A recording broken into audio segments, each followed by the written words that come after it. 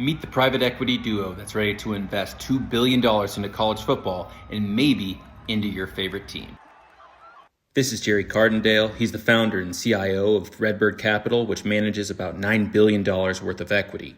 They have a diverse portfolio, but sports investments include AC Milan, Liverpool, and the UFL.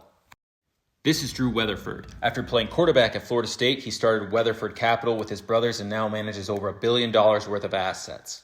Together, they've started Collegiate Athletic Solutions, which is ready to invest in college football. CAS has made presentations to over a dozen schools. The information that I'm about to tell you comes from one of those presentations as obtained by Sportico. Now, because this can be kind of dense, I'm going to present it to you while you watch miniature donkeys eating watermelon. Private equity and hedge funds typically use a fee structure of 2 and 20. Basically, that means that they take a 2% fee off of all of the money that they are managing. Then the firm charges a 20% fee on all revenue generated. CAS is pitching less of a stake than that. According to the presentation, they want to create a space for all athletics department funding, and they cite fewer restrictions and their own sports management experience for why you'd want to go through them. In a presentation, CAS laid out a case study example of what would happen if a school that generates $150 million in annual revenue and offers 20 sports received a $150 million investment with revenue sharing over the next 15 years. According to their own projections, CAS estimates a $26 million return in the first year and recouping its full investment by the end of year 5. By the end of the 15-year investment, projections show CAS more than doubling its money.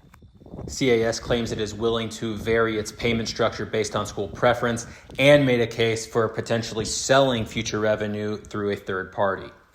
Here's that breakdown of what CAS would make annually off of that investment. Keep in mind, CAS wants to invest $50 to $200 million in up to 10 different schools. One of the schools that's been talked about is Florida State because it's met with JP Morgan Chase and 6th Street. But don't expect the Seminoles to invest with CAS, most likely because Weatherford sits on the Florida State Board of Regents, and that would be a significant conflict of interest. All that money doesn't guarantee success, though. I'll kick it back over to the donkeys, and they can tell you about successful and unsuccessful private equity endeavors. Technologies company Dell struggled in 2013 when it was bought. A decade later, stock values rose from $3.6 billion to $39 billion. Uber successfully disrupted the ride-sharing service, then private equity investments helped the company reach $70 billion in evaluation. On the other hand, private equity's involvement in journalism has led to massive staff cuts. Smaller communities, in turn, have seen a lower turnout in elections due to less informed readers. Around 400 hospitals in the United States are owned by private equity.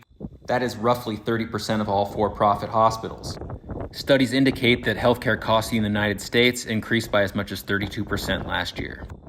Without taking an ownership stake in each athletic department, CAS says it simply wants to be an advisor to help maintain competitiveness in college football.